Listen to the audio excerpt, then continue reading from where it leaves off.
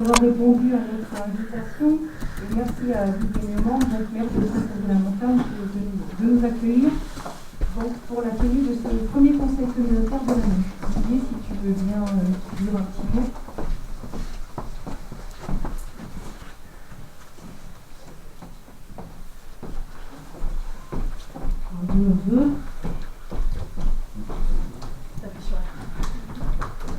Bonsoir à toutes et à tous.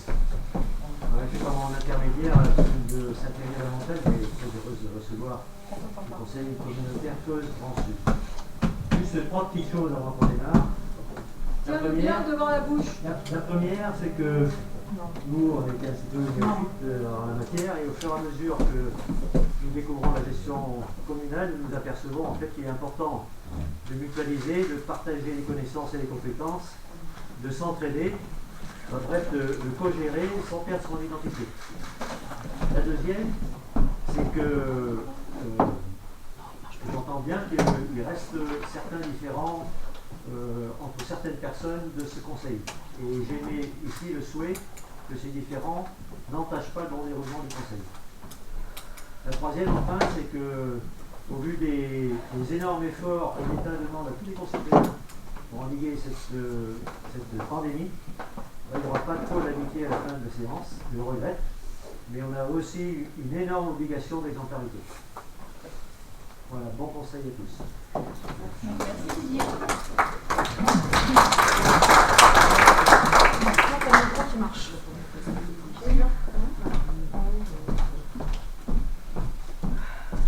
Alors, vraiment, ça va, si. Ça va. Donc, je vais procéder à l'appel. Alors, Monsieur Brunet, donc, est absent et m'a donné pouvoir. Monsieur Michel Moine. Madame Nadine Hagenbach. Monsieur Stéphane Ducourpiou. Madame Céline Collet-Dufay. Monsieur Thierry Roger. Madame Marie-Françoise Ailleux. Monsieur Bernard Rougier. Monsieur Bouquet Benjamin, donc a donné pouvoir à Nadine Hagenbach. Madame Isabelle Dugaud. Madame Annick Bocula. Monsieur Jean-Luc Léger. Madame Mélodie Malhomme a donné pouvoir à Jean-Luc Léger. Madame Catherine Debens. Monsieur Serge Durand. Madame Dominique Labourier. Monsieur Didier Ternat. Monsieur Alain Détolle. Madame Renée Micou. Monsieur Alain Roulet. Madame Fournet-Marie-Hélène est absente, donne pouvoir à Monsieur Roulet. Madame Jacqueline Labarre. Monsieur Philippe Esterella. Monsieur Philippe Collin a donné pouvoir à moi-même. Monsieur Benjamin Simons. Madame Marina Boniface. Madame Nadine Ravet. Monsieur Thierry Letellier. Monsieur Boeuf Jacques. Monsieur Laurent Héritier. Monsieur Pascal Mérigot. Monsieur Jean-Luc est excusé et a donné pouvoir, enfin, est représenté par Madame Viviane Nicole. Madame Chevreux-Laurence. Madame Pierrette Legros. Monsieur Christian Arnaud. Madame Evelyne Pinlon. Monsieur Jean-Louis Josselin est excusé et représenté par Monsieur Olivier Michel. Monsieur Fougeron Roger. Monsieur Gérard Remenier. Tout à fait. Monsieur Denis Priouret. Monsieur Alex Saint-Rhin. Monsieur Miomandre Didier. Monsieur Bialou Claude. Madame Valérie Bertin présente et Monsieur Jacques Tournier présent. Nous allons donc procéder à la désignation d'un secrétaire de séance. Donc, la tradition, c'est en principe c'est les plus jeunes. Benjamin. Donc Benjamin sera le secrétaire de séance. Donc avant l'ordre du jour, mes chers collègues, c'est avec plaisir que je vous retrouve pour notre premier conseil communautaire de l'année. Permettez-moi de vous présenter des vœux de prospérité et de sérénité pour notre territoire et l'ensemble de nos 26 communes. Notre priorité étant bien sûr de voir s'éloigner ce virus qui perturbe notre quotidien et modifie le fonctionnement de nos institutions, tout en remettant en cause des pans entiers de notre économie. L'ordre du jour du Conseil de ce soir est peu dense, puisque 2 points appellent délibération et donc discussion. Toutefois, je ne veux pas passer sous silence l'actualité de la fin de semaine dernière et la polémique qui enfle au sujet du renvoi de l'audience du vendredi 29 janvier. Cette audience a été renvoyée dans l'intérêt de la communauté de communes pour 2 raisons totalement différentes. Premièrement, j'ai reçu des écritures et des pièces la veille et il nous fallait un délai pour répondre. Deuxièmement, je menais une réflexion sur le conflit d'intérêts éventuel ou avéré de Maître Lefort, qui dans cette procédure est tout à la fois avocat de la communauté de communes, mais également l'avocat de Jean-Luc Léger, mis en cause par les pièces communiquées la veille. La communauté de communes, devant être impartiale par rapport aux agissements des acteurs de ce dossier, ne pouvait accepter que son avocat soit celui d'une des personnes mises en cause, justement ou injustement. Dans la séance du Conseil communautaire du 14 décembre, Michel Moine nous a interpellés, Jean-Luc Léger et moi-même, au sujet de l'avocat de la communauté de communes, qui se trouve être également l'avocat de Jean-Luc Léger, et donc sur une possible situation de conflit d'intérêts. Cette question a d'ailleurs été confirmée dans un courrier que m'a adressé par la suite Michel Moine. Le 30 décembre, je recevais Maître Lefort, assisté de Denis Priouré, premier vice-président de notre communauté de communes, ainsi que de notre directrice générale des services. Comme vous le voyez, il n'y a pas eu de trêve de Noël. Il s'agissait pour moi de faire un point sur les différentes affaires et de juger de la possibilité de conflit d'intérêts. On ne peut pas me reprocher de ne pas m'en être soucié, et c'est bien mon rôle. Il n'est pas question pour moi de privilégier l'une ou l'autre des personnes mises en cause. Il n'y a que les intérêts de la communauté de communes qui comptent. L'audience, finalement, a été renvoyée au 26 mars prochain, ce qui est un bref délai en matière de justice, dans une affaire initiée depuis plusieurs années, et cela permettra à la communauté de communes de faire valoir ses droits. Pour être tout à fait complète, à la suite de ma réunion du 30 décembre, Maître Lefort m'a adressé un mail le 5 janvier, dont vous pourrez prendre connaissance si vous le souhaitez, à mon adresse personnelle, pour évoquer brièvement l'état des dossiers en cours, avec quelques pièces jointes, mais pas la totalité de celles qui auraient dû m'être adressées. Il s'est tenu ensuite une réunion de bureau le 13 janvier, au cours de laquelle j'ai donné lecture du courrier adressé par Michel Moine, et au cours de laquelle nous avons débattu du conflit d'intérêts. Chacun de mes vice-présidents a ainsi pu se faire sa propre analyse de la situation. C'est ainsi que je me suis trouvée dans l'obligation, et c'est une de mes prérogatives, le 28 janvier, de demander le renvoi de l'audience, arguant d'une part les nouvelles pièces produites, et d'autre part du conflit d'intérêts. J'ai donc adressé un mail à Maître Lefort, doublé d'un SMS, ainsi qu'un courriel à Madame la Présidente de la Cour d'appel de Limoges. Les choses ayant été faites conformément à la loi, et ça j'insiste, les choses ont été faites conformément à la loi. D'ailleurs, la Présidente nous a octroyé le renvoi de l'affaire. Il est urgent désormais de travailler dans l'intérêt de la communauté de communes, sans se laisser impressionner ni instrumentaliser par des personnes qui y trouvent un intérêt personnel.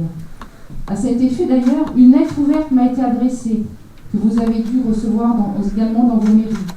C'est totalement ridicule, et ma réponse est claire. Ce soir, je dis maintenant, je siffle la fin de la récréation. Nous avons des dossiers urgents en attente, qui méritent toute notre attention et notre investissement. Et j'entends bien que l'on cesse de perdre du temps à des invectives et des propos outranciers sans fondement. Le contexte financier dégradé, dans lequel nous évoluons au quotidien, ne nous rend pas la tâche facile. Les affaires judiciaires ne doivent pas venir compliquer la sérénité dont nous avons besoin, agents et élus, pour travailler. Surtout, je ne laisserai personne remettre en cause le travail des agents qui quotidiennement font de leur mieux pour apporter un service aux habitants des communes de l'ensemble du territoire. Mes chers collègues, comme à chaque début de séance depuis mon élection, je vais rendre compte des avancées des dossiers que nous avons à gérer. Tout d'abord, pour poursuivre dans les affaires judiciaires, la semaine prochaine, très exactement le 11 février, le tribunal administratif de Limoges devra statuer sur un dossier entre la communauté de communes et la famille Combe-Maes. Ensuite, concernant le dossier du foyer occupationnel de Jansu, j'ai reçu le 13 janvier un courrier du président de la page, dont j'ai immédiatement communiqué l'information le jour même au bureau. Les services et vice-présidents de la communauté de communes, référents sur cette question, ont organisé une réunion afin de reprendre l'historique du dossier. C'est un dossier important. Nous le savons, nous le mesurons. Une réponse va être apportée à la page et un rendez-vous sollicité aux organismes de tutelle, le conseil départemental et l'ARS. La commune de Jansu participera à ces débats, de même que la mairie de Felletin et d'Aubusson, présente lors de la réunion de l'automne. Concernant le dossier Intermarché, une rencontre a été organisée avec Mesdames Berger, la mairie d'Aubusson et la communauté de communes le 20 janvier. Nous sommes dans l'attente d'une nouvelle proposition d'implantation du projet, avec une emprise foncière réduite, comme cela a été sollicité lors de notre dernier conseil communautaire. Ce dossier sera bien évidemment présenté au sein d'une commission et les élus sont par ailleurs invités à une visite des locaux actuels. Le dossier de la manufacture Pinton n'a pas connu d'évolution notoire. Une rencontre avec Lucas Pinton a eu lieu et des terrains proposés pour la construction d'un nouveau site de production. Un prochain rendez-vous est envisagé à la fin du mois de février avec les responsables de l'entreprise. La mairie de Felletin sera bien sûr associée et la communauté de communes. Concernant la poursuite du contrat de ruralité, un courrier a été adressé à Madame la Préfète dont nous attendons des réponses. Nous aurons également, dans un avenir proche, à débattre de la compétence mobilité. Nous devons nous prononcer avant le 31 mars sur cette question. De même, la question du PLUI fera l'objet d'une présentation et le transfert de compétences eau et assainissement devra être étudié. Ce sont donc des sujets importants qu'il nous faudra débattre pour notre territoire et préparer l'avenir. Des commissions sont programmées, je crois une commission finance très prochainement, mais je laisse le vice-président en charge de cette thématique de vous l'annoncer. Avant cela, je vous propose donc de passer maintenant à l'ordre du jour du Conseil de ce soir. Au regard de la situation sanitaire et des limites qui nous sont imposées, je demande que les discussions se concentrent sur les rapports. Nous pourrons échanger ensuite lors des questions diverses. Je vous rappelle cependant que c'est moi qui préside cette assemblée et que je m'en dois d'en assurer son bon déroulement. Je vous remercie. Madame la Présidente, une déclaration à l'exercice. Elle n'est pas polémique, je vous rassure. Au moment des questions diverses, je préfère qu'on aille sur l'ordre du jour puisque après.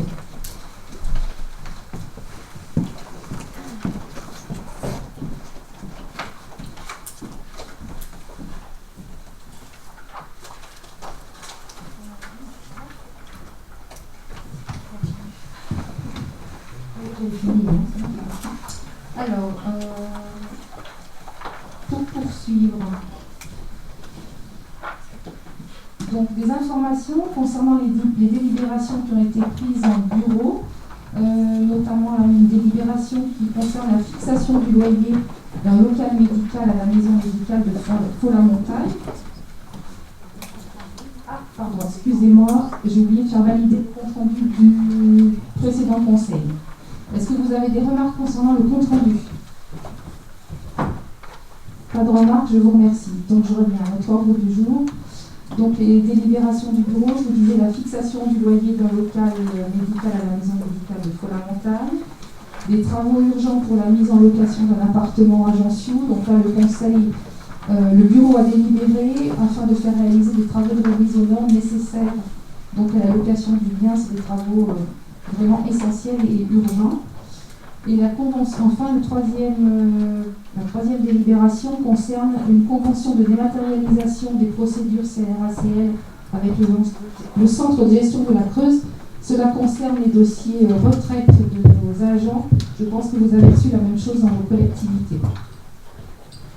Ensuite, une information concernant les arrêtés de la présidente. Donc, il y en a eu deux.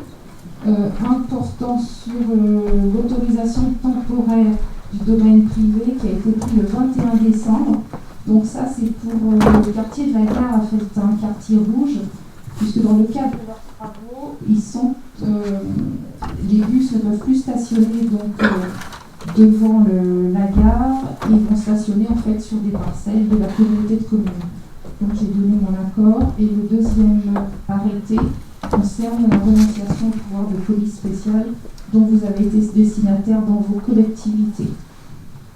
Voilà. Pour poursuivre, donc, le point suivant concerne l'avis de la CRC sur le budget 2020. Donc cet avis, nous l'avons reçu la fin septembre.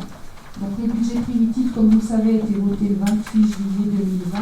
Et donc la préfète a saisi la Chambre régionale des comptes pour avis et s'assurer de la bonne trajectoire pour un retour vers l'équilibre. Je vais laisser Denis Priouré, donc ça n'appelle pas de délibération. Il faut simplement que vous preniez acte qui vous a été remis et vous en avez pris connaissance. Oui, donc tout le monde a reçu ce dossier et je l'espère l'a découvert et lui apprécié. Donc si on peut faire quelques commentaires, juste rappeler que la CRC fonctionne dans le cadre d'un plan de redressement et ça oblige le préfet à saisir chaque année la Chambre régionale des comptes pour contrôle du budget primitif, voté par le Conseil communautaire. Donc, si on fait une synthèse des constats, la Chambre régionale des comptes a constaté que le compte administratif 2019 avait un peu dépassé le résultat de clôture prévu dans le plan de retour à l'équilibre. C'était donc très positif. Il s'agissait de 19 000 euros. Donc l'an passé, c'était quelque chose de positif. L'avenir sera peut-être moins joyeux. Le budget primitif pour 2020 anticipe un résultat prévisionnel inférieur de 96 020 par rapport au plan de redressement actualisé, 27 mai 2019. Ça ne confirme pas la trajectoire. La CRC estime que les prévisions par rapport à l'épidémie de Covid-19 semblent bien anticipées. Voilà, je vous rappelle qu'il y aura certainement des recettes en moins liées au Covid, en particulier la piscine par exemple. La CRC rappelle que dans la partie attribution de compensation, elle avait demandé dans son avis de 2017, réitéré dans son avis de 2019, un recalcul des transferts de charges aboutissant à une diminution des attributions de compensation.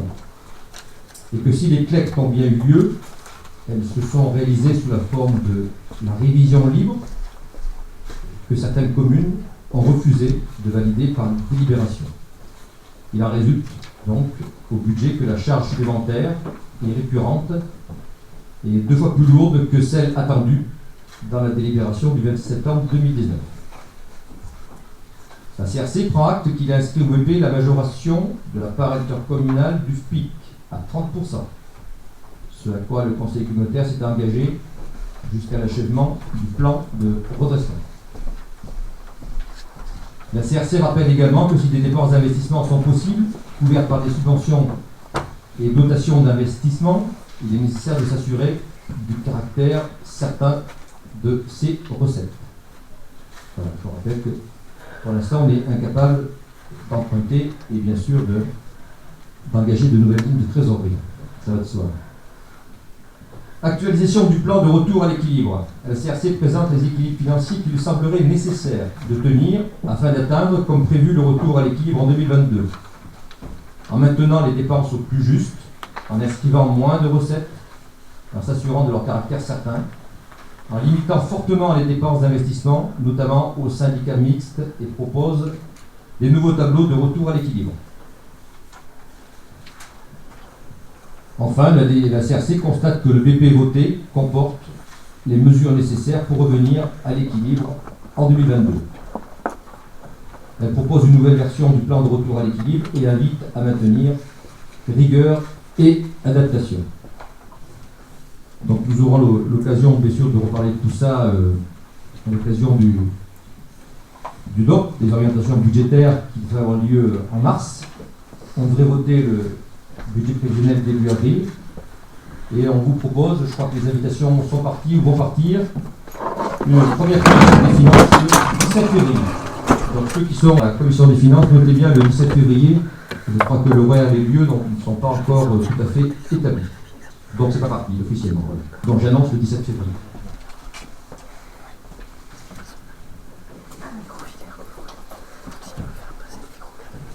Bon, donc il n'y a pas de vote, tu m'as dit, pour ça.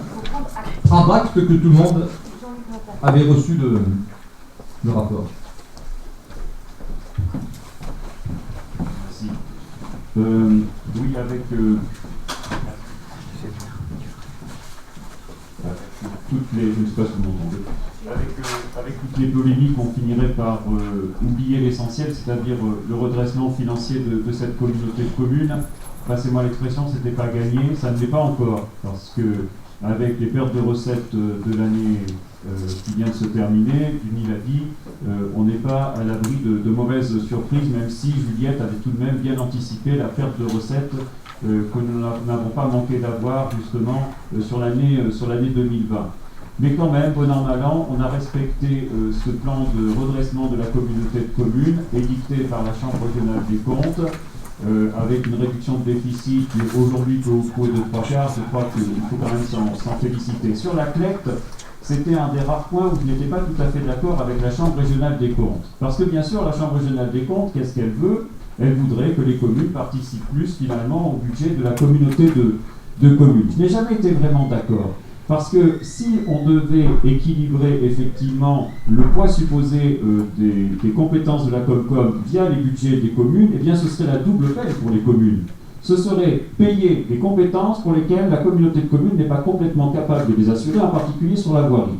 Donc voilà, effectivement, nous avons tenu bon face à la Chambre régionale des comptes, enfin quand je dis ça, plutôt à côté, j'avais considéré que nous étions contre les magistrats de la Chambre régionale des comptes, nous avons tenu bon et nous avons trouvé ailleurs des financements complémentaires pour assurer la continuité du plan de redressement. Voilà tout simplement ce que je voulais dire de nous.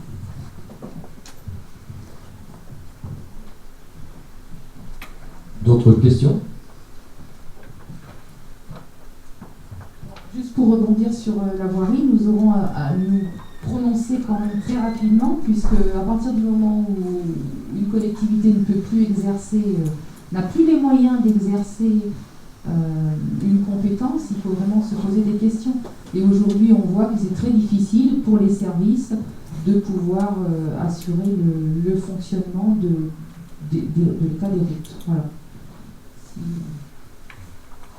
Mais nous reviendrons vers vous, donc il y aura de toute façon une clé.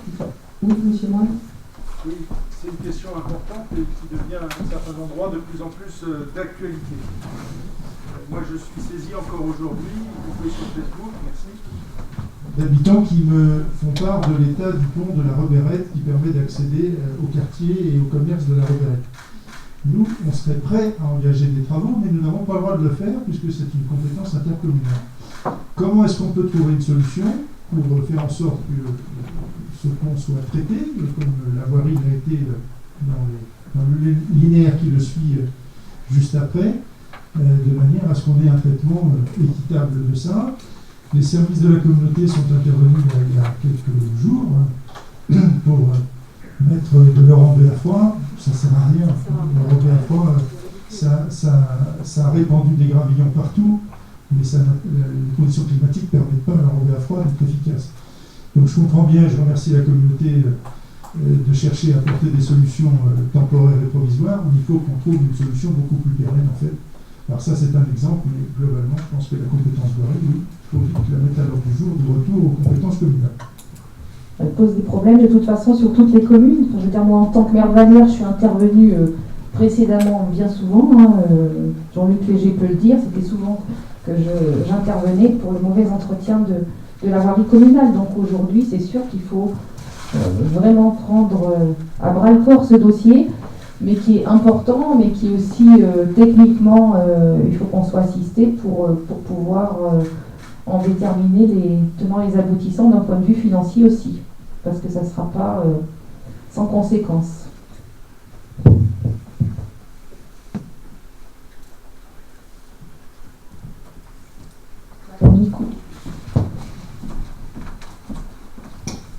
Oui, on voit toujours ressurgir ce même problème de transfert de certaines routes, de certaines portions de voirie. Il faut bien préciser qu'il ne s'agit pas de la totalité.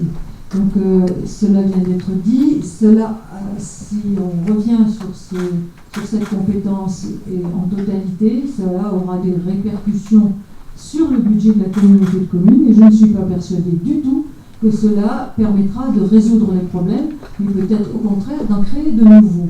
Donc je crois qu'il faudra être bien attentif à la manière dont on pourra procéder, car retirer cette compétence veut dire diminuer aussi la participation des communes au budget de la communauté de communes. Donc il faut bien être conscient que ça ne se fera pas sans budget. Tout à fait, c'est ce que j'ai voulu dire quand j'ai dit que le dossier, il fallait vraiment l'étudier et qu'on se ferait assister de spécialistes et d'un travail en collecte. S'il n'y a pas d'autres remarques, donc tout le monde a pris acte du document qui vous a été présenté, oui. Donc nous allons passer au point suivant qui concerne la révision allégée du PLU. Cette délibération s'inscrit dans la continuité de la décision qui avait été prise par le Conseil communautaire le 20 juillet dernier, enfin 2020. Il s'agit donc de prévoir le déplacement de terrain de zone agricole en zone naturelle. Mais je vais laisser Claude Violon nous présenter le rapport. Bien, alors on va faire un petit rappel déjà. En juillet 2020, nous avons adopté la prescription de la révision allégée du numéro 1 du PLU d'Aubusson, avec pour objectif la modification de son zonage et de son règlement pour le projet du futur parc photovoltaïque. Une emprise de 20 hectares 31 située sur la colline du Marchedieu.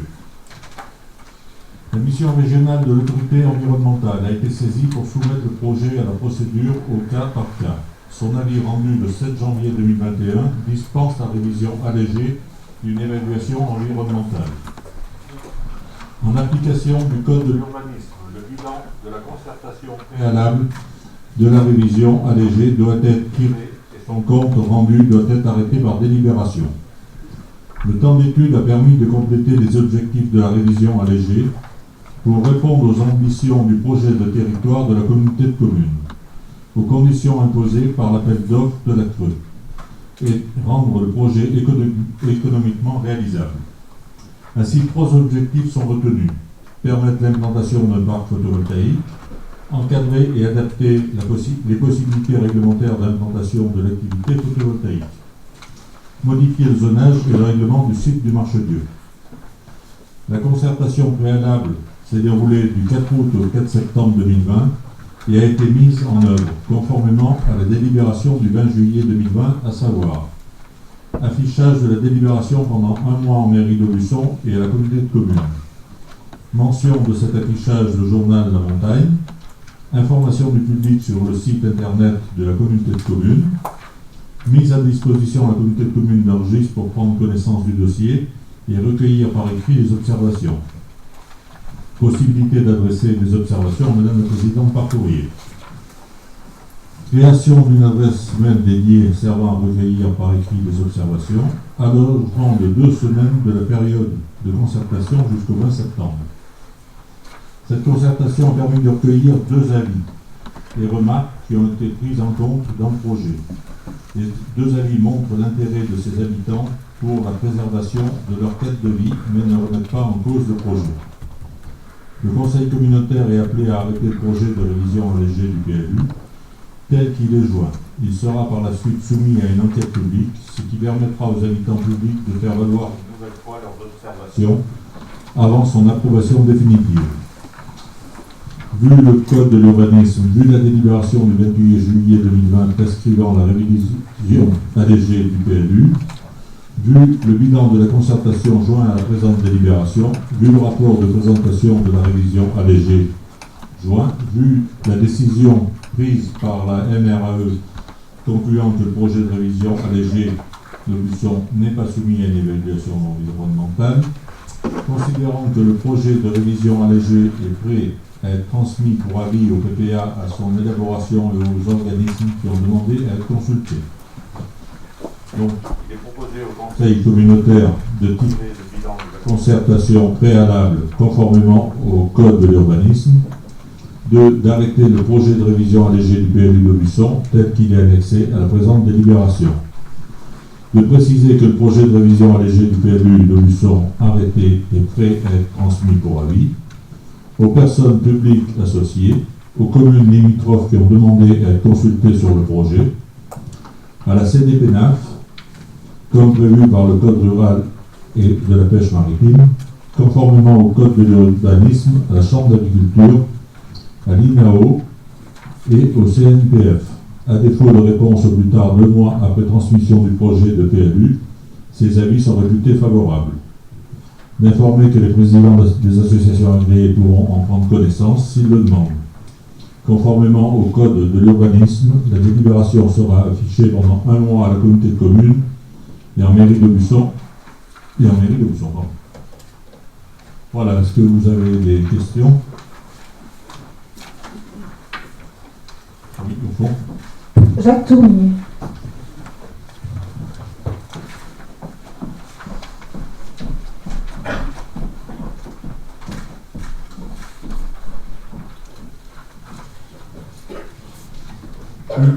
Je ne veux pas refaire le débat du mois de juillet. Donc vous connaissez ma position. Je me suis déjà donc exprimé sur ce projet lors du conseil communautaire du 28 juillet 2020. Cette centrale au sol serait un très beau projet, si elle n'était pas située sur ce magnifique plateau de terres agricoles. Et depuis, le temps a passé, je ne suis pas le seul à partager ce point de vue. La PCA, l'Assemblée permanente des chambres d'agriculture, dans un communiqué du 1er octobre 2020, demande que l'installation des centrales photovoltaïques sur des sols agricoles soit, par principe, interdite. La Chambre d'agriculture de la Creuse a d'ailleurs déjà revu sa copie pour encadrer davantage ce genre de projet sur le département. Je vous rappelle juste par principe, la PCA est favorable au photovoltaïque, je cite, sur des toitures de bâtiments agricoles, sur des toitures de bâtiments industriels, commerciaux, etc., sur des sols déjà artificialisés tels que des parkings, des friches industrielles, etc., et dernier point, sur des sols ayant définitivement perdu leur vocation agricole. Voilà par définition, par principe, ce que préconise la PCA. Alors pourquoi ce principe? Je l'ai déjà évoqué lors de ce conseil. Le bon sens, tout simplement. On ne détruit pas la vocation première d'un sol, qui est de produire des végétaux, dont le devenir est vital dans l'alimentation humaine ou dans l'élevage. Vous suivez sans aucun doute l'actualité, peut-être moins celle concernant le prix des matières premières végétales. Actuellement, les prix flambent, blé, maïs, soja, tournesol. D'après les experts, cette tendance va s'inscrire dans la durée. La tension est grande au niveau mondial pour nourrir les populations grandissantes. Souvenez-vous de mes propos du mois de juillet. Cette goutte d'eau d'une vingtaine d'hectares perdus est une énorme brèche dans laquelle vont s'engouffrer de nombreux développeurs de projets, avides d'argent et peu scrupuleux vis-à-vis de l'environnement ou de l'autonomie alimentaire. Dans notre département, plusieurs projets sont à l'étude. Par notre délibération, quel exemple, quelle image donnons-nous du Sud creusois? Nous, élus du conseil communautaire de ce territoire rural, dont l'une des forces vives productrices est l'agriculture, comment peut-on favoriser ce projet, déclasser, détruire ces terres? C'est un coup de poignard dans le dos à tous ces hommes et ces femmes qui aiment leur métier, leur terre, et qui vous nourrissent au quotidien.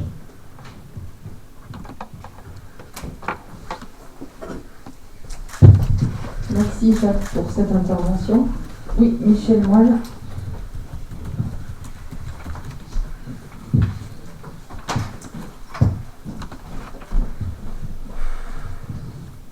Merci.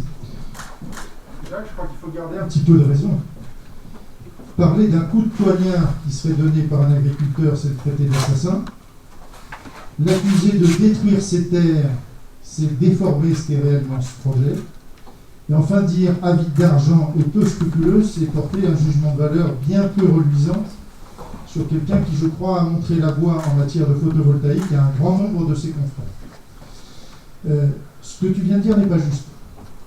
Ce que tu viens de dire n'est pas juste. La Chambre d'agriculture de la Creuse a validé ce projet. Je sais. Voilà, elle l'a validé. Oui, mais depuis, elle a revu sa copie. Elle l'a validé. que les choses soient encadrées, je crois que c'est le cas. Que ce projet soit vertueux, je le pense aussi. Que ça détruise des terres, pas du tout, puisque la vocation agricole n'est absolument pas niée, et que cette installation de parc photovoltaïque s'accompagne d'un projet de pâturage au vin. Donc on ne peut pas dire que ça ne soit pas pris en compte. Il a même prévu d'avoir des cultures bio sur une partie du terrain. Je crois que s'il a fait l'unanimité de l'ensemble de la profession, des banques, des élus, etc., de l'État également, c'est bien parce qu'il a quelques qualités et je ne pense pas qu'il soit appelé à se modéliser ailleurs. Il est particulier. Voilà. Donc on ne peut pas non plus expliquer que l'agriculture ne peut pas évoluer. L'agriculture, elle évolue aussi. Et puis par ailleurs, c'est le projet d'un porteur de projet privé. Et donc je ne vois pas au nom de quoi on viendrait interférer dans les choix qu'il a fait, dans les investissements qu'il s'apprête à faire, et dans un projet qui, par un grand nombre d'aspects, recoupe l'intérêt général.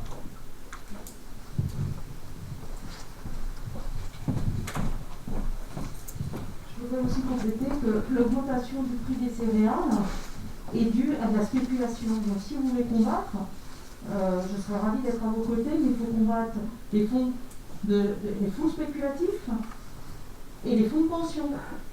Voilà, pas les agriculteurs.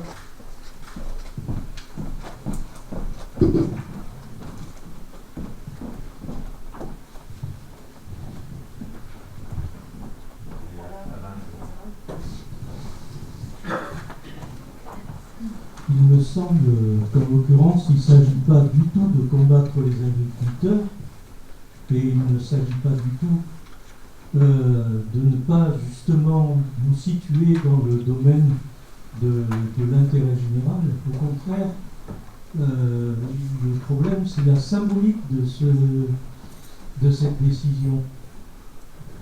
Globalement, par rapport aux agriculteurs qui pourraient penser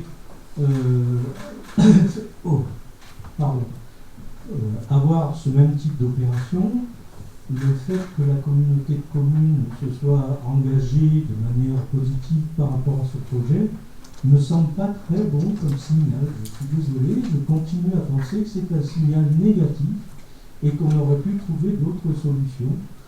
Et c'est vrai que oui, c'est un privé. Il a tout à fait le droit d'être privé, pas de problème, mais nous, on est une collectivité locale avec un souci d'intérêt général, avec un souci de perspective d'avenir, et dans ce cadre-là, il ne me semble pas que le signal soit pertinent. Manifestement, c'est pas la position de tout le monde. C'est dommage. Bon, j'entends vos remarques. Le débat avait eu lieu déjà donc, au mois de juillet. Ce qu'il faut savoir, comme l'a dit Claude, il va y avoir une enquête publique. Après une enquête, les gens pourront venir donc, déposer leurs observations. Voilà, il s'agit pour nous ce soir d'acter cette modification, donc ce déclassement de parcelles, de terrain. Voilà. Donc, il y a d'autres interventions, je vais le mettre au vote. Bon, alors qui est contre?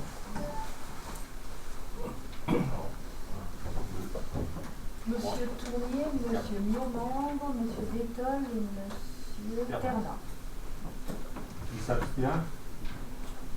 Madame Labourier, Messieurs Esterella et l'héritier, Benjamin Simons, Madame le maire de la Noix et Nadine Ravet et Monsieur Jackie Bell. Bien, je vous remercie. Il faut peut-être tenir compte des pouvoirs aussi. C'est vrai. Bien, merci.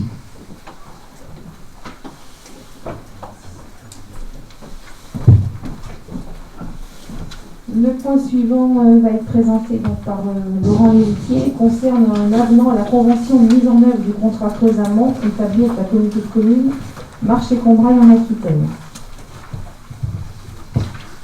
Donc voilà, je dois vous présenter ce point, cet avenant. Donc en fait, cet avenant n'a pas de conséquences très importantes pour notre collectivité, mais je me dois quand même de vous l'expliquer et de procéder ensuite au vote.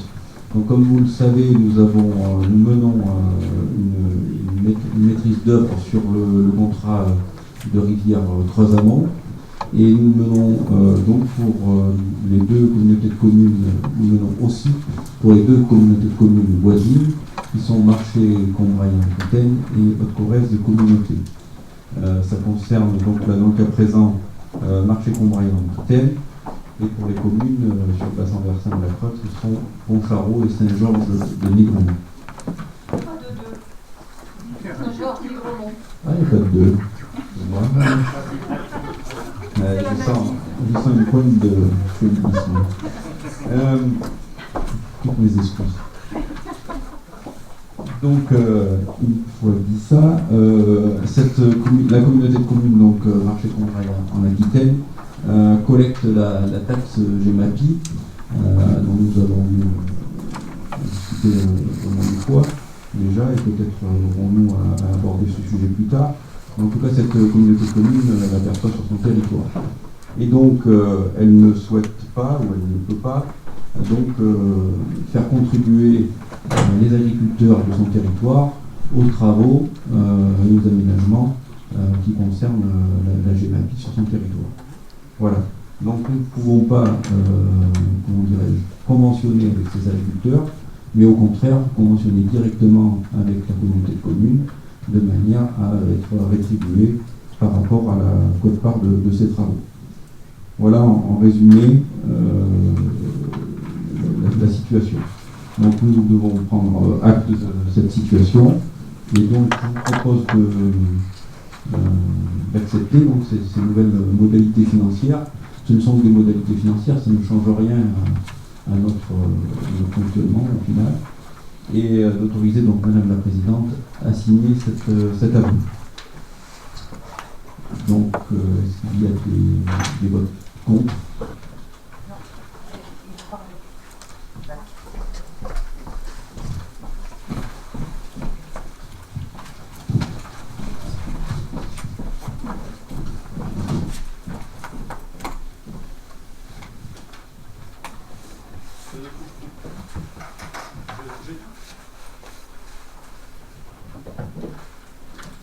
Je tiens à saluer le travail des techniciens.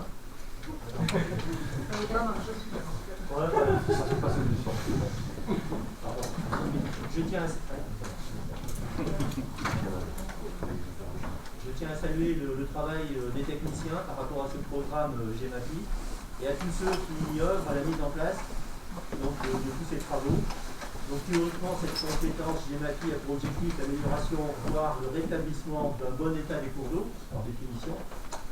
Concrètement, sur le terrain, c'est pour ça que je fais une petite intervention, côté agricole, les portions de cours d'eau concernées par ce programme sont des ruisseaux où les bovins essentiellement traversent ou descendent, voire dans le cours d'eau. D'où la préconisation fréquente de construire des passages à gué, des descentes aménagées ou des abreuvoirs. Je vais faire tout de même une petite parenthèse. Les bovins ne sont pas les seuls responsables de la détérioration des berges.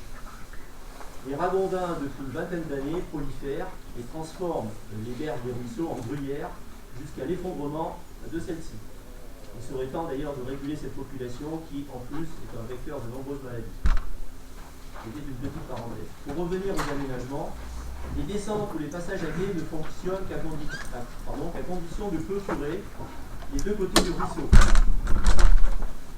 Je suis agriculteur, je le sais, la pose d'une clôture électrifiée le long d'un cours d'eau n'est pas simple. Je ne veux pas vous détailler, c'est souvent sinueux, chaotique, avec des arbres, des herbes, etc. Le bon fonctionnement de cette clôture est lié à l'entretien fréquent justement des herbes qui poussent sous les fils. Cet entretien est souvent manuel, donc demande beaucoup de temps. Sans compter que l'hiver, comme en ce moment d'ailleurs, lorsque les ruisseaux débordent l'eau et les branches charriées en porte et clôture. Tout cela pour vous dire que par ce programme, on met l'accent sur des financements d'aménagement. Excusez-moi, c'est un peu haché, mais... oui, donc... Tout cela pour vous dire que par ce programme, on met l'accent sur des financements d'aménagement. Ces derniers sont importants, ils sont des réussites et ont des effets très positifs sur l'état des ruisseaux. Il faut en convenir. Et je pense qu'il faut associer à cela l'énorme investissement en temps de l'éleveur qui adhère au suivi de ce programme. Donc en dernier lieu, je ferai juste une remarque. Le bon état du cours d'eau, par définition, dépend d'une quantité suffisante d'eau disponible. Ce n'est pas le cas en ce moment. Ces dernières années, par contre, avec les sécheresses estivales, personnellement, j'ai constaté sur ma propriété. J'attendais une réplique. Ah, il y a des soirs comme ça. Je suis vraiment désolée.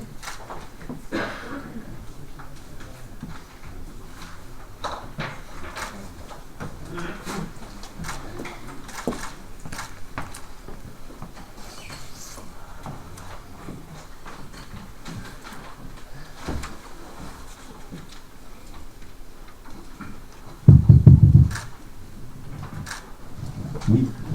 Mais je vous disais donc qu'en dernier lieu, je faisais juste la remarque suivante, qu'en ce moment, certes, on ne marque pas d'eau dans les ruisseaux, mais que sur les 10 dernières années, avec les sécheresses estivales, j'ai constaté par moi-même, agriculteur, ayant une propriété traversée par un ruisseau, que celui-ci a été sec, mais sec pendant plusieurs semaines, et ceci 3 années, depuis environ 10 ans. Alors que mon père, qui avait exercé toute sa vie la même profession que moi, n'avait jamais fait cette observation. Donc ceci pouvant expliquer, avec le côté chronophage des clôtures, peut-être une certaine démobilisation de certains éleveurs face à ce programme. Et c'est dommage, mais on a aussi une explication à donner. Voilà, merci.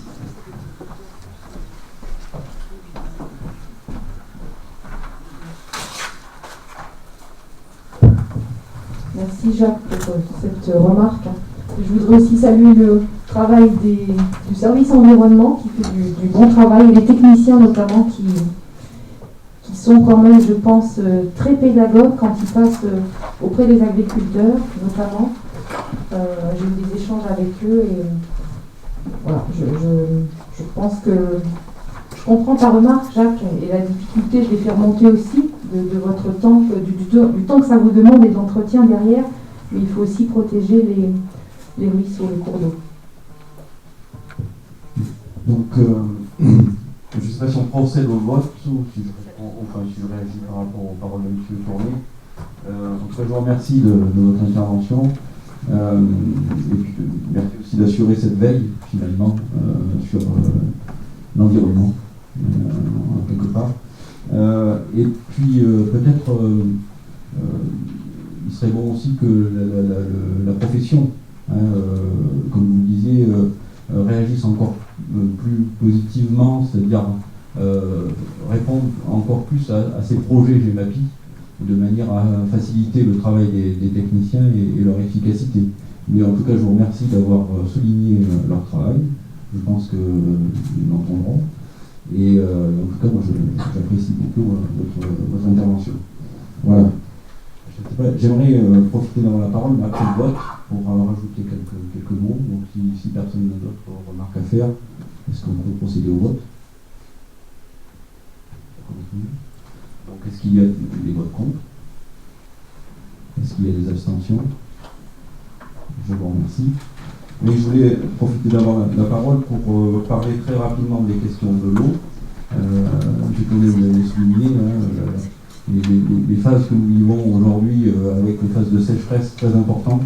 Et aujourd'hui, on vit exactement le contraire, avec des pluies d'eau très importantes. Donc ça met au centre plus jamais finalement de la charte qui m'a été donnée au travers de la communauté de communes. C'est un sujet passionnant. Moi, très humblement, je découvre et finalement, je me passionne pour le sujet aujourd'hui. Il y a aussi des enjeux, Madame la Présidente en a parlé tout à l'heure, avec le transfert de compétences qui arrivera dans les débats et dans nos échanges à un moment donné, et je pense assez rapidement, voilà, sur l'eau potable et l'assainissement, c'est-à-dire la mise en conformité dite finalement vis-à-vis de la loi de la nouvelle organisation territoriale de la République, la loi NOTRe. J'ai parlé de la taxe GEMAPI, ça sera aussi un sujet que finalement je mettrai dans le débat parce que ça me semble intéressant et vis-à-vis aussi de d'autres sujets qui se rejoindront avec les autres collègues vice-présidents. Je pense que ça sera pertinent que l'on en parle collectivement. Et à ce titre, je pense que sur un sujet comme celui-ci, il faut raisonner à long terme. C'est-à-dire qu'il faut avoir une vision, pas à 4 ou 5 ans, mais plutôt à 10 ou à 20 ans, parce que les décisions qu'ils prendront sont importantes pour la suite. Voilà, c'était simplement les choses que je voulais dire aujourd'hui. Et je pense que le sujet de l'eau sera, en tout cas, de mon point de vue, un des sujets du mandat. Merci.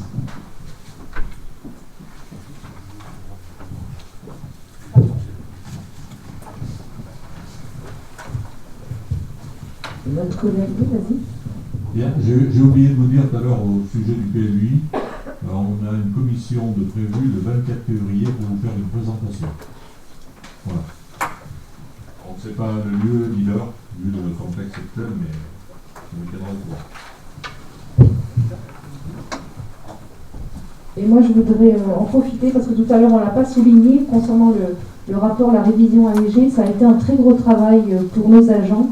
Notamment Myriam, Siono et Mélanie, qui ont travaillé pendant de longues semaines avec les services de la DDT, mais en termes de temps agent, ça représente un investissement important. Donc merci à vous.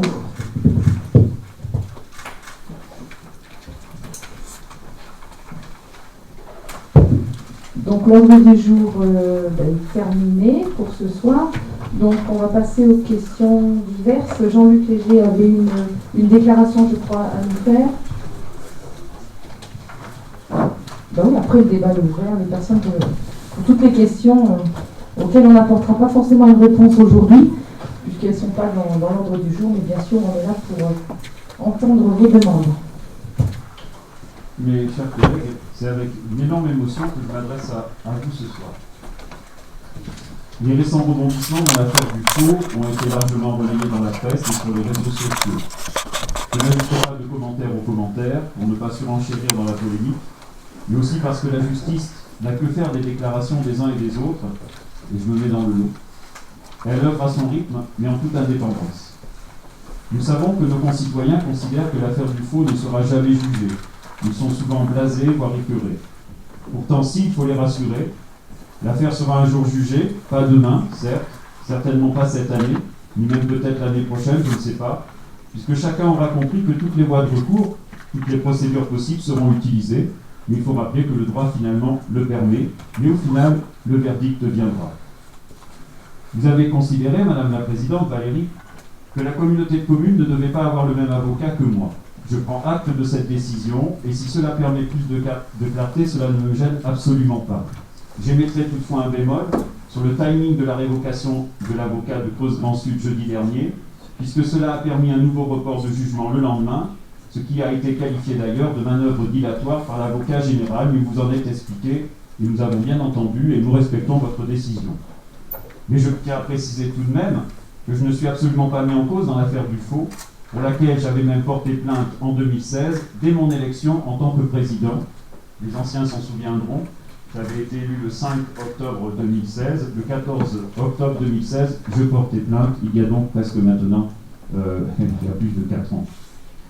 Mais au final, dans cette affaire, comme pour tout ce qui concerne notre communauté de communes, la seule question qu'il nous faut nous poser est où est l'intérêt général?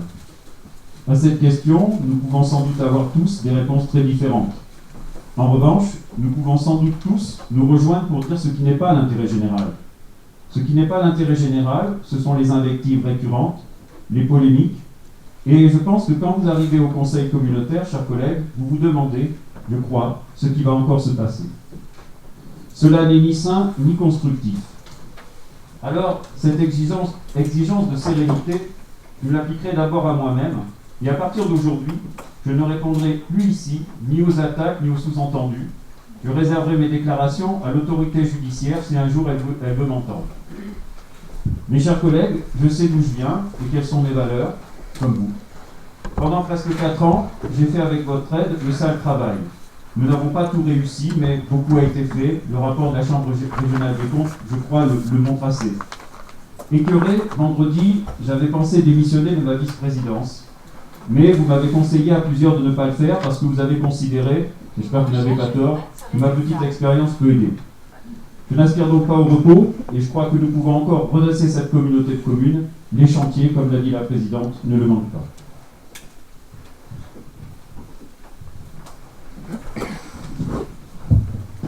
Merci. Est-ce qu'il y a des questions? Madame Nicou?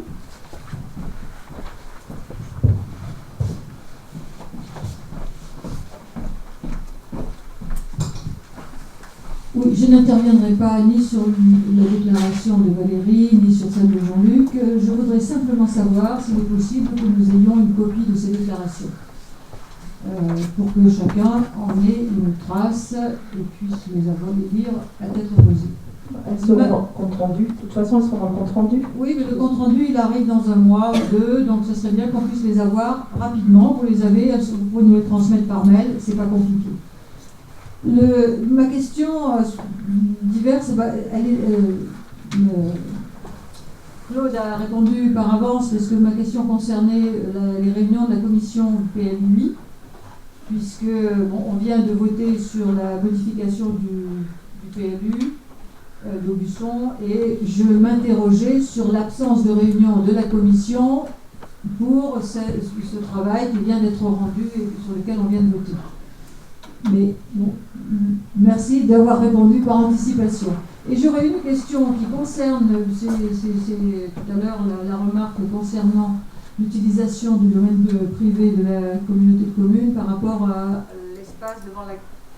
Vous voyez, ça marche plus. Devant la gare de Felletin. Il y a une délibération prise par la communauté de communes qui est d'accord pour vendre ce terrain à la commune de Felletin pour l'euro symbolique. Délibération prise en 2017, si je ne me trompe. Donc je voudrais juste savoir si cette délibération est toujours valable, auquel cas nous ferons valoir la possibilité d'acquérir cette parcelle. Bon, on prend note de votre demande, on regardera, les services reviendront vers vous. D'accord. Hein?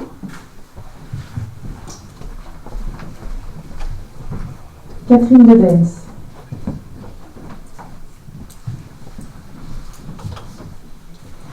Moi, je voulais revenir sur le projet de Madame Berger et l'Intermarché. Quand Monsieur Lefranc est venu présenter son projet, il l'a fait devant nous et on s'est expliqué, on a pu argumenter, discuter avec lui, connaître un peu des petites interrogations qu'on avait à lui demander, à lui soumettre. Je me permets de demander pourquoi le projet d'Intermarché se fait en commission et que nous ne recevons pas Madame Berger, son projet, pour qu'on en discute ensemble. Alors, au jour d'aujourd'hui, le projet n'est pas assez avancé pour qu'elle vienne le présenter. Elle le représentera en bureau, en commission. Après, c'est tout simplement en conseil communautaire pour que vous, nous, mes chers collègues, on ne vous dise pas que nous soyons influencés le jour, ou alors on peut décaler. Elle vient de présenter et on ne vote pas le jour même. Il ne faut pas qu'il y ait de... Voilà, sur des sujets comme ça un peu sensibles, je ne veux pas qu'on soit accusé d'être... influencés dans nos votes parce que Madame Berger, Mesdames Berger seront présentes au moment du vote du projet. Mais voilà, on peut très bien envisager une présentation au conseil communautaire. On reviendra vers vous, on va regarder. On reste prudent. Je suis prudente. Oui, Madame Chevreau. J'avais la même remarque, effectivement, puisqu'on l'a fait dans le cas précédent. Et il ne me semble pas qu'il y ait aucune influence que ce soit. Je pense que nous sommes toujours capables effectivement d'écouter et de voir la réaction en direct des personnes concernées. Donc je rejoins Madame Dubin et souhaiterais effectivement que nous puissions les recevoir en conseil communautaire. Bien que je fasse confiance effectivement à la commission qui prépare et qui présente ensuite, mais néanmoins, il me semble qu'agir directement pour nous, ça me paraît important. Voilà. Après, c'est le conseil effectivement qui vote. Bien entendu, Au sein des entendu. commissions, je pense qu'il y a un représentant par chaque commune, de chaque commune aussi, qui peut se faire le relais et vous transmettre les informations des commissions. Mais je prends note de votre demande et dans la mesure du possible, on y réservera une suite favorable. Ah, non, je ne trouvais pas Benjamin. Alors, mon intervention, elle fera écho à plusieurs choses qui ont été dites. En introduction de ce conseil communautaire, M. Miomandre mentionnait le nécessaire lien de confiance et d'entraide entre les communes et la communauté de communes pour que nous puissions arriver à travailler ensemble. Et il me semble, ça fait écho également à l'intervention de René Micou lors du dernier conseil communautaire qui posait la question du compte-rendu et de l'avancement du dossier concernant le foyer d'accueil de Jansiou. Et je ne cache pas la surprise qui a été la nôtre à la commune de Jansiou d'apprendre uniquement le 25 janvier l'existence donc de ce courrier adressé à Madame la Présidente par M. Collot, le président de la page, dont nous n'avons donc absolument pas été mis au courant et nous l'avons été uniquement de manière indirecte, donc pas directement par la présidence. J'ai appris que c'était également le cas pour les communes qui avaient été associées à cette première réunion à Vallières, c'est-à-dire au moins en tout cas pour Felletin. Je ne sais pas si c'était la même chose pour la commune d'Aubusson. Mais voilà, donc je pose la question à la présidence, pourquoi avoir fait donc le choix de ne pas transmettre ce courrier, donc de tenir informé les autres personnes en charge de ce dossier de l'existence de ce courrier. Alors je répondrai déjà que la confiance, ça marche dans les deux sens, parce que j'aime pas trop ce genre d'invective à mon égard, commune comme. Je travaille en toute transparence. Le courrier, quand il est arrivé le 13 janvier, je crois, nous avions au bureau ce jour-là. Je l'ai lu en bureau. Mes collègues ont pu s'en faire le relais aussi, puisque dans vos communes respectives, en tout cas Felletin et puis Aubusson, vous avez des vice-présidents qui ont très bien pu vous tenir informés. Après, le choix a été fait en bureau de travailler avec les services de la communauté de communes. C'est un dossier qui est lourd, qui est complexe et qui demande des recherches assez anciennes, au niveau historique, on va dire, en matière comptable. Et c'est tout simplement pour ça qu'avant de revenir vers vous, on voulait avoir quelque chose de concret. Si c'est pour faire des réunions et dire ah ben là on ne sait pas, on va voir, on se revoit, il faut avoir quelque chose. Donc au jour d'aujourd'hui, comme je vous l'ai dit, une demande a été faite au conseil départemental de rendez-vous, voir le service de tarification, et une demande va être faite également à l'ARS, qui est l'autre organisme de tutelle. Bien sûr que la commune de Jansiou sera en premier lieu avertie et associée. Je pense que mes services avaient transmis le courrier. J'avais demandé en tout cas qu'il vous soit transmis. Je sais en tout cas que quelqu'un de la commune de Jansiou, une personne, a pris contact avec un des directeurs et avait eu ce courrier. Voilà. Donc il n'est pas question pour moi de vous mettre en dehors de cette question, bien évidemment. Voilà. Nous pousserons plus loin la réflexion aussi, puisque, et certains peuvent se poser la question de savoir pourquoi Aubusson et Felletin également sont associés. Bon ben voilà, c'était au conseil communautaire de Joux, où je crois que c'est Michel Moine qui était intervenu sur la question. Et ensuite, quand nous nous sommes réunis avec les dirigeants, donc le président de la page et des services, il a été mener une réflexion éventuellement sur des appartements pour mener à bien l'inclusion, voire pourquoi pas sur la ville d'Aubusson ou de Felletin. Il y a plusieurs pistes à explorer, mais c'est un dossier complexe financièrement pour la collectivité, mais aussi complexe dans ce qu'on a proposé, et ça nécessite qu'on travaille ensemble, avec les associations bien évidemment. Donc on se reverra, Benjamin. Non mais je dis ça aussi au nom de la collectivité parce que donc effectivement on n'a pas la chance d'avoir un vice-président du coup au bureau qui a eu cette information directement. Je pense quand même qu'en tant que commune principalement concernée par le dossier, c'est une maladresse peut-être des services de ne pas avoir communiqué ce dossier. J'entends bien que l'intérêt n'est peut-être pas de réunir immédiatement une réunion, j'entends bien qu'il y a un travail préparatoire qui est nécessaire, mais c'est quand même différent d'apprendre l'état d'avancement du dossier uniquement au conseil communautaire suivant. C'est un petit peu une temporalité qui ne me semble pas heureuse, en tout cas pour notre commune. Les dossiers sont importants à suivre, la masse de travail aussi pour les services. Voilà, comme je vous ai dit, moi on s'est vu le 14 décembre. 14 décembre, il y a eu pour certains la trêve de Noël, pour ma part je ne l'ai pas faite. Donc voilà, je ne me cache pas derrière rien du tout. J'assume pleinement, je suis désolée, ce courrier m'a été adressé et voilà, il n'y a pas de souci, vous serez informés, vous serez partie prenante à nos discussions. Voilà. Madame Nicou.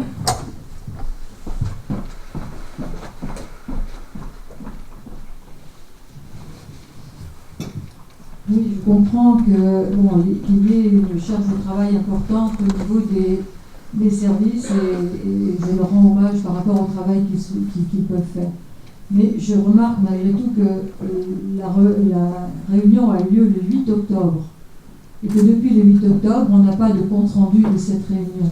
Et ce qui est dommageable pour tout le monde, il aurait été souhaitable que nous ayons tous une trace de ce qui s'est dit dans cette réunion. Aussi bien les choses agréables que les choses désagréables, parce qu'il y en a eu de désagréables, mais aussi les propositions. Et là-dessus, on nage un petit peu dans le vide. On sait qu'il y a eu des propositions, des demandes faites par M. Collot et par le directeur, et ce serait bien que tout le monde en soit informé, alors que ceux qui étaient présents en ont une vague idée, mais il aurait été intéressant que nous puissions en rendre compte à l'ensemble des élus communautaires pour que, par rapport au courrier que l'on reçoit, eh bien, chacun puisse se rendre compte que nous étions sur une pente positive, je veux dire, qu'il y avait un dialogue qui s'était engagé. Et là, ce courrier nous met finalement en porte-à-faux. On a l'impression que rien ne s'est dit, rien ne s'est fait. Alors, et on retombe dans ce qui a été reproché aux précédents administrateurs de la Comcom. Donc c'est un peu gênant. 8 octobre, on est aujourd'hui début février et nous n'avons pas ce compte-rendu. Alors ce que je propose, c'est que la prochaine fois que nous avons une réunion avec les représentants du foyer, puisque j'ose espérer que aussi bien Aubusson, Felletin que la Comcom, voire Bourganeuf qui est concerné, puissent désigner un secrétaire de séance de manière à ce que nous ayons un compte rendu de l'entretien. Voilà ce que je propose. Très bien, je prends note de votre demande.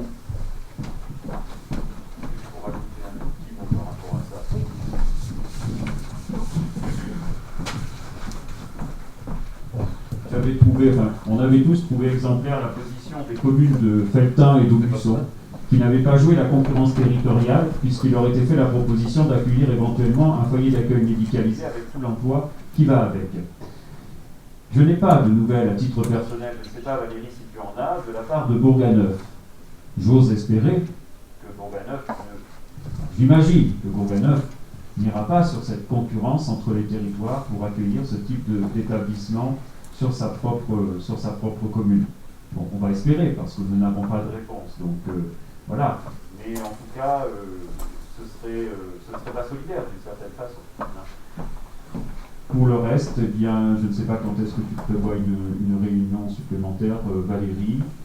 Moi, je vais juste redonner un chiffre, excusez-moi, je n'avais pas prévu de le donner. Mais on se pose toujours la question, il y a toujours les bisbilles, c'est la communauté de communes aurait gagné tant d'argent, finalement, un petit peu sur le dos de la page, d'accord? Et puis, nous, parfois, nous avons tendance à dire, oui, mais le foyer, il a fallu investir. On a les chiffres, Antoine, je me retourne toujours, parce que c'est lui l'historique de la question. En gros, la communauté de communes, que ce soit le plateau de Jansiou ou maintenant Creuse Grand Sud, a dépensé 9 millions d'euros depuis la création du foyer par rapport donc aux besoins de ce foyer, en particulier pour construction, premier agrandissement, deuxième agrandissement. En loyer, peu ou prou, la communauté de communes a reçu 9 millions d'euros. Voilà.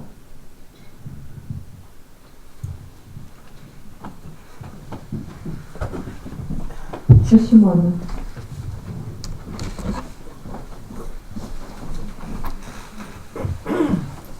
Pour des raisons techniques, je n'avais pas pu assister à la réunion avec l'État. Je n'ai pas eu depuis de nouvelles directes de M. Collot. mais j'ai lu beaucoup de choses qu'il a déclarées dans la presse, notamment sur la vétusté du bâtiment, etc. etc. Il se trouve qu'en 2018, il y a eu un audit qui a été réalisé par le bureau d'études Carré, et dont je vais vous lire la conclusion qui est assez brève. Les bâtiments anciens sont majoritairement de bonne facture et bien entretenus. Le bâtiment neuf est bien réalisé avec des matériaux de qualité.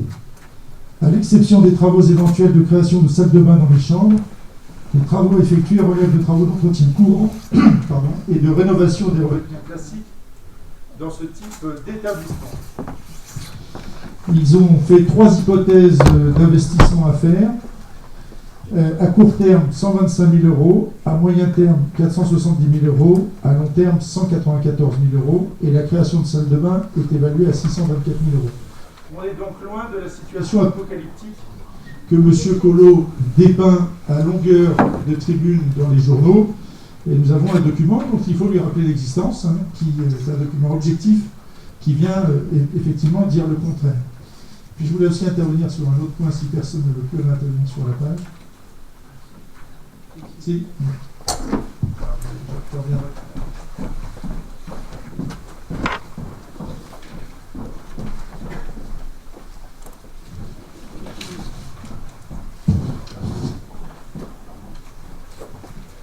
Oui, je voulais intervenir sur un autre point de la discussion sur la page.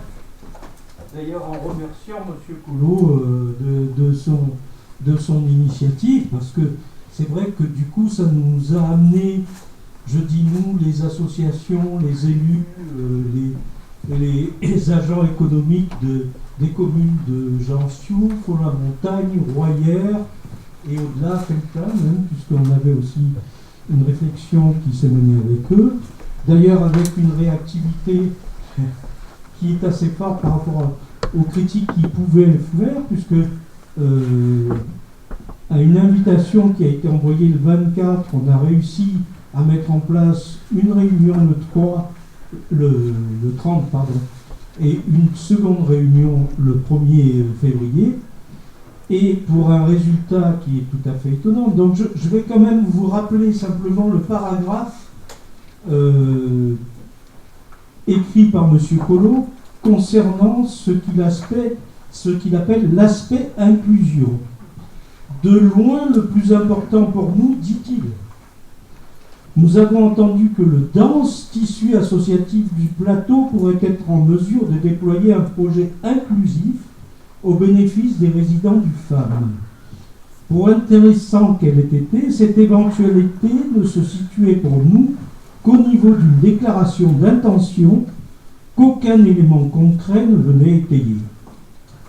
On est donc reparti dans un groupe de travail qui a regroupé plus d'une trentaine de personnes au bout en 2 réunions et d'associations sur ces éléments, d'abord en vérifiant l'histoire des relations qui pouvaient exister entre les citoyens habitant sur le territoire et le FAM, et en s'apercevant qu'il y avait eu de nombreuses relations qui s'étaient peu à peu étiolées dans le temps, et d'autre part en s'inspirant de ce qui se faisait sur d'autres parties du territoire avec d'autres associations ou les mêmes, proposer un plan d'intervention qui est actuellement dans les mains de Benjamin et qui pourra vous être distribué pour celles et ceux qui souhaitent en prendre connaissance, qui permettra, dès que nous aurons pu reprendre contact avec les équipes opérationnelles du FAM, de mettre en place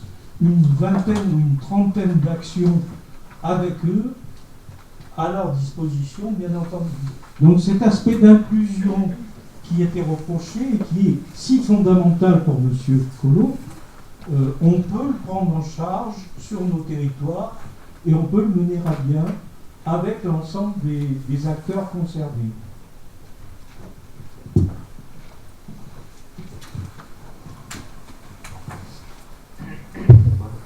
Merci Alain. Oui, pour compléter, j'ai été promis de ne pas m'emballer sur ce sujet-là. En tant que vice-président en finance, juste rappeler quelques chiffres. La PAJH, pour l'instant, estime qu'en 2023, ils auront assez payé, ce que disait Jean-Luc Léger, 9 millions d'euros d'un côté, voilà, en gros. Que nous, comme on a renégocié des emprunts, s'ils partaient, les 400 000 euros de loyer qu'ils versent annuellement disparaîtraient. Et nous, on a un emprunt qui court jusqu'en 2046. Bon, il y a un emprunt de 20 000 et quelques un emprunt qui génère 20 000 euros d'annuité qui se termine en 2032 et un de 80 000 par an qui se termine en 2046. Donc s'il partait, on aurait jusqu'en 2032 à peu près 100 et quelques mille d'euros par an à payer, et de 2032-2046, 80 000 euros, ce qui serait catastrophique. Donc il faut entreprendre les négociations. La PAJH souhaiterait un achat à l'euro symbolique. Donc j'entends ce que dit Michel Moine. On aime à se dire qu'à partir du moment où les domaines ont estimé un bien, un chiffre donné, là je crois que c'est autour de, ça varie entre 4 et 5 millions d'euros. Si je t'entends bien, Michel, il faudrait vendre 4-5 millions d'euros, le prix des domaines. Hein? C'est ce que tu dis. Oui. C'est ce que tu dis, mais je confirme. Oui, d'accord. Et tu penses bien que personne, ils ne vont pas acheter 4-5 millions d'euros, et leurs financeurs, le département et l'ARS ne vont pas suivre. Nous sommes propriétaires de plein droit de ce bâtiment. D'accord. Le droit de propriété est un bien fondamental, est un acte fondamental du droit français. Et nous ne sommes pas dans un crédit bail. Non. N'importe quel contribuable de la communauté de communes serait fondé à attaquer la communauté de communes pour appauvrissement sans cause. Voilà. Mais je connais ta position, Michel. Au niveau juridique, tu as sans doute raison. Mais si on se bute là-dessus, ils vont partir. Quel moyen on a d'y retenir? Nous serons en droit de leur demander de nous compenser les pertes causées par une décision unilatérale et qui n'est pas conforme au droit. Mais j'en suis pas sûr. Et ben, comme j'ai cru comprendre que la communauté de communes allait avoir recours au service d'un nouveau avocat, je pense qu'il faut lui poser la question. D'accord. Mais je prends quelques conseils aussi à droite à gauche. Et une collectivité peut vendre un bien en dessous d'une évaluation des domaines à condition d'avoir un argumentaire solide. Voilà, entre 5 millions d'euros et 1 euro symbolique, il y a une sacrée marge. Mais je rappellerai, je ne peux pas aller trop loin, que c'est un montage très spécifique. On n'est pas dans le cadre d'un... Enfin, on pourrait. Il y a un propriétaire, il y a un locataire. Nulle part il est dit, si on s'imagine dans un cas personnel, on investit sur un appartement qu'on loue, c'est pas parce qu'on aura au bout de tant d'années obtenu une somme de loyer qui équivaut à ce qu'on a investi qu'on va le donner. Mais là, c'est pas tout à fait la même chose. Mais en quoi c'est différent? Mais parce que tu sais très bien, Michel, que la collectivité s'était engagée, c'est un investissement dédié, d'accord? La collectivité s'était engagée parce qu'elle savait très bien que derrière, il y avait un financeur, il y avait une association gestionnaire, un financeur, le département à l'ARS, et que tout ce qu'elle allait emprunter allait être largement compensé par les loyers, voire des provisions pour travaux. Tu connais bien ce montage. Ça n'a à aucun moment remis en cause son statut de propriétaire. Mais je sais bien. Aujourd'hui, ce bâtiment fait partie de l'actif de la communauté de communes. D'accord. Et il faudra, j'entends ce que tu dis, j'attends juste que tu l'appuies sur une démonstration de documents contractuels que personnellement je ne connais pas. Peut-être qu'ils existent. Mais j'ai connu des mêmes problématiques où, au bout du compte, parce que les collectivités territoriales maintenant ne sont presque plus propriétaires de ce genre de bâtiments. Maintenant, il y a les financeurs et les associations gestionnaires. Tu vois. Et dans le passé, l'historique, j'ai eu l'occasion de le dire, c'était des montages comme ça. Et au final, ça s'est beaucoup solutionné par des ventes à l'euro symbolique ou des prix négociés. Moi, je pense que si on obtenait qu'ils achètent au prix de la dette, c'est-à-dire en gros 2 millions d'euros. En gros, je dis, ça demande à être affiné. Ça serait royal pour nous. Ça serait royal pour eux, oui. Non, je crois pas. Mais non, Michel, je crois comprends. Au 5, tu le vends 2, je vois pas en quoi tu peux dire que c'est royal pour toi. Ils ont payé des loyers, tu as raison, c'est pas une location grande, mais bon, je te dis, on peut l'aborder par tous les sens. Ça crée d'autres droits que la jouissance à un moment donné du bâtiment. C'est tout. Bon, écoute, voilà, si on est ferme là-dessus, ils partiront et on aura une friche industrielle. J'en suis sûr. Et ils devront répondre devant les tribunaux du préjudice. Mais là je ne crois pas. Hein. Là, je ne crois pas. Pardon. Bien sûr que si.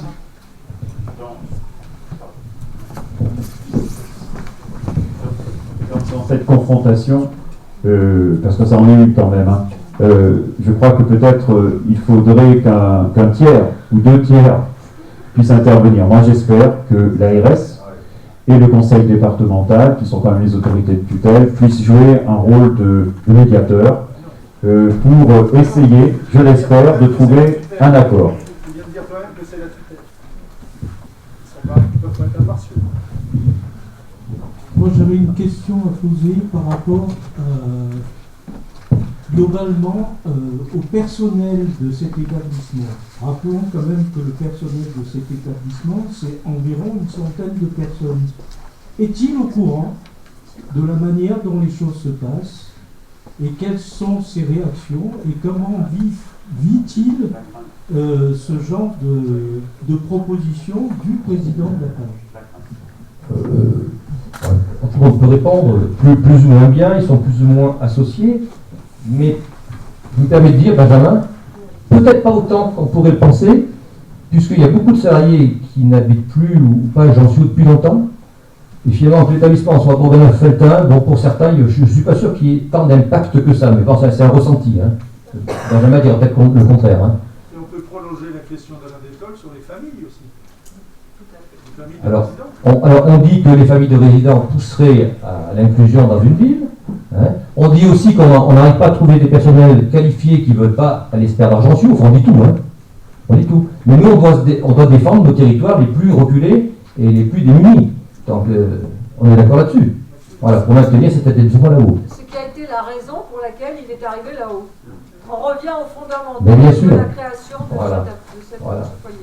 On peut redire 36 fois la même chose. Dans les années 70, le handicapé, on le mettait au vert à la campagne et ça allait créer de l'emploi et un peu d'économie. Maintenant, c'est l'inverse, c'est l'inclusion auprès des grandes villes. Il y a un peu un leurre idéologique là-dedans, mais on en est là.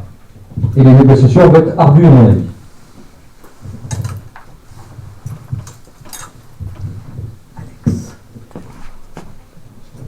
Pas d'autres interventions. Alex, tu voulais...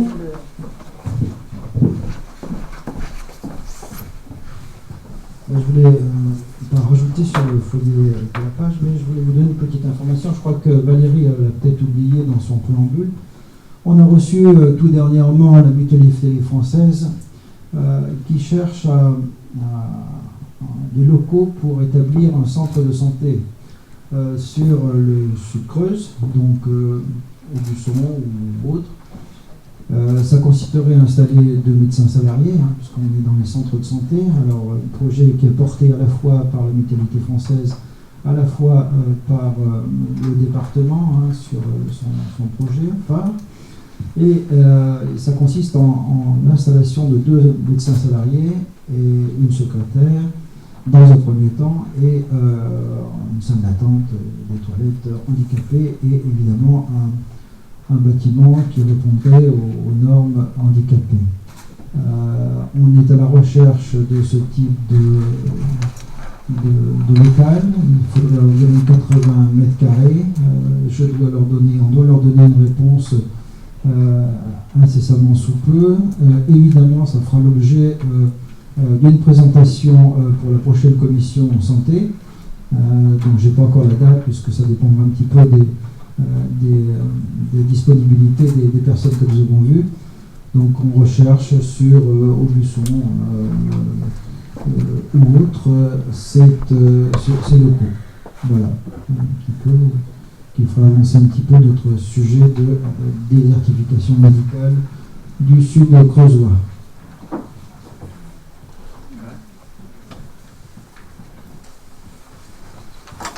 Ça aussi, la désertification médicale, c'est à prendre en compte dans l'inclusion et dans le dossier de la page, parce que effectivement, c'est important aussi, ils ont attiré notre attention sur le fait qu'il y ait des médecins qui puissent intervenir pour les résidents. Et ça penche aussi dans le côté de la balance, quoi. Il faut vraiment qu'il y ait une offre médicale sur le territoire. Donc à nous de voir ce qui existe, de faire l'inventaire et de voir ce qui peut être mis en place. Oui, Serge Durand.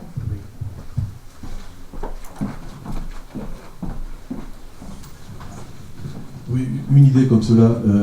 Vous savez, sur Blessac, il y a l'hôpital de jour de Savoury. Éventuellement, si cette structure avait la possibilité d'offrir les pièces nécessaires à la consultation de médecins, je veux dire qu'il répondra forcément aux normes vu qu'il existe déjà. Est-ce que ce ne serait pas une idée que de gratter de ce côté-là? Toutes les idées sont bonnes, et à croire. Oui, on va le soumettre. L'idée première de la mutualité, c'est d'être sur Aubusson, en fait. Voilà, mais il faut activer les réseaux et essayer de trouver de l'immobilier. Donc, ils payent un loyer, mais l'immobilier, effectivement, aux normes, puisqu'il faut qu'il soit accessible pour les patients. Sachant que c'est les prémices du dossier, hein, simplement les prémices du dossier, on ira évidemment vers un dossier qui sera de plus grande ampleur avec l'installation de paramédicaux. Donc là, dans un premier temps, on est sur 2 médecins salariés, puisqu'il semblerait que ce soit assez facile, mais l'ancien directeur de l'ARS, qui est maintenant en retraite, nous avait déjà dit avec le président du conseil de surveillance que c'était facile de trouver des médecins salariés. La mutualité française, pardon, lapsus, a la même opinion, que c'est assez facile de trouver des médecins salariés. Ce qui n'empêche pas non plus, ça nous a été confirmé au moment de la présentation, l'installation également de professionnels de santé libéraux à côté. Voilà, il ne s'agit pas d'opposer deux systèmes de fonctionnement, mais bien au contraire d'apporter du service à la population de notre territoire.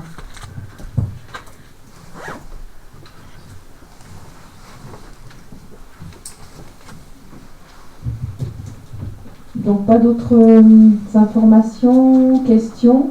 Donc on va passer. Si. J'avais dit que j'en avais une autre, mais qui ne touchait pas. Et donc sinon,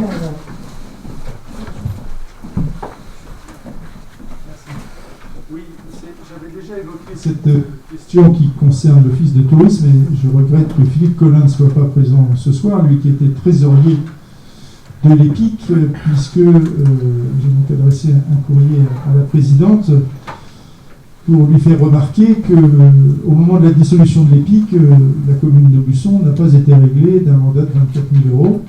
Donc on a saisi le comptable public d'Aubusson, le conseiller à la décision, je ne sais plus comment on les appelle, M. Ferringant, pour faire des recherches pour retrouver l'explication de cette situation qui est pour le moins ambiguë, puisque l'EPIC a, me semble-t-il, dévolu son solde positif à l'association qui lui a succédé, mais on ne peut faire ça que quand on a remis à zéro les comptes et qu'on a apuré le passif.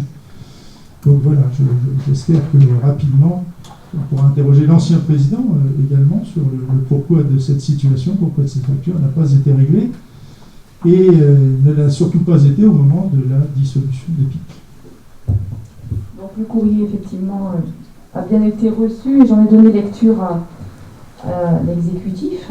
Je vous en ai parlé en réunion de bureau. Les services ont fait des recherches, donc on reviendra vers vous avec des éclaircissements.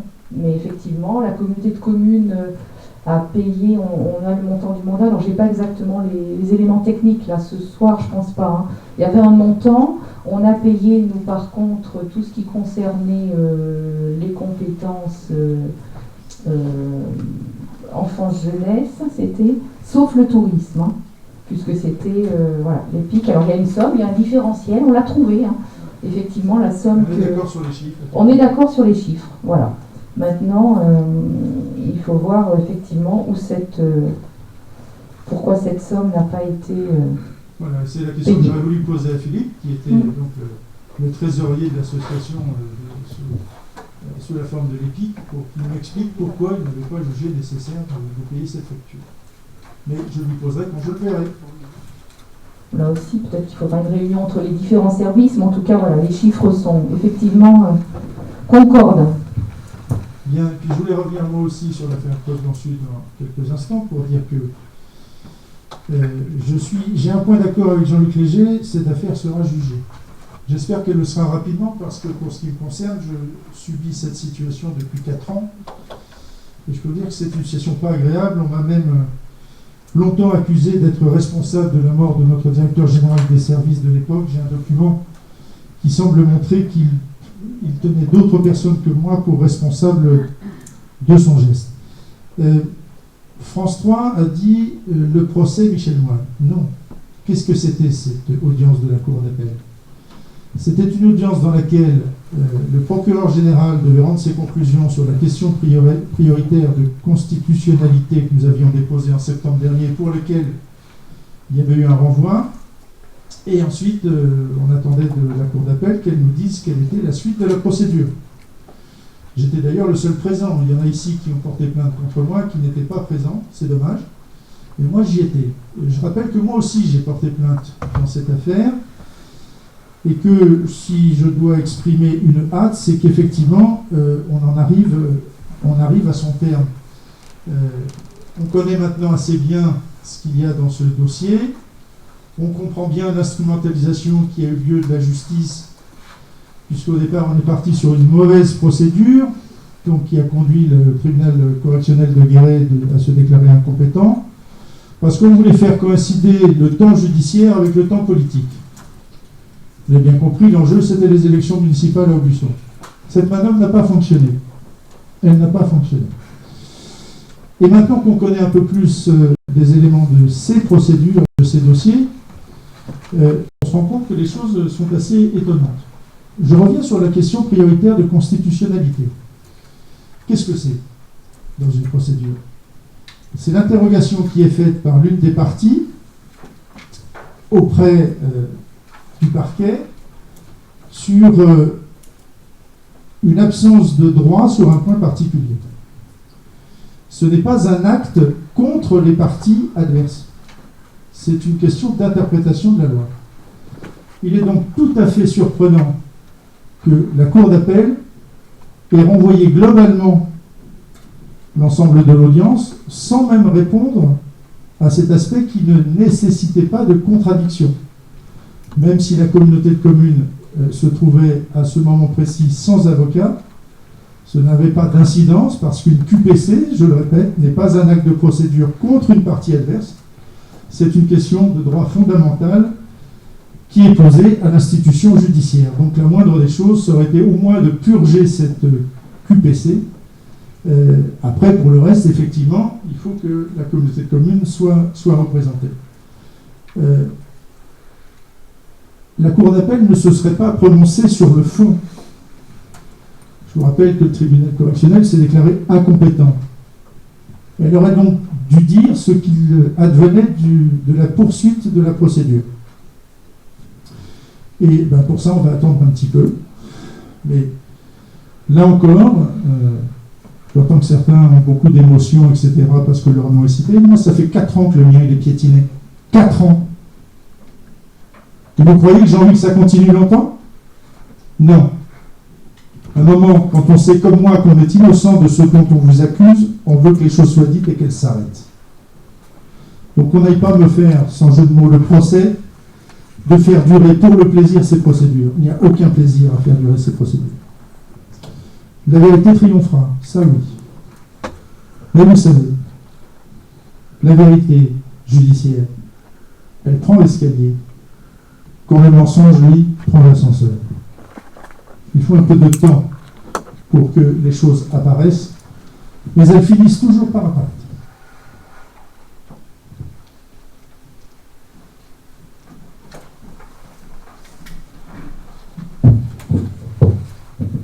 Donc là, si nous en avons terminé, qu'il n'y a pas d'autres interventions, je vous propose, on a un peu dépassé le temps, je ne sais pas quelle heure il est, que nous clôturions la séance.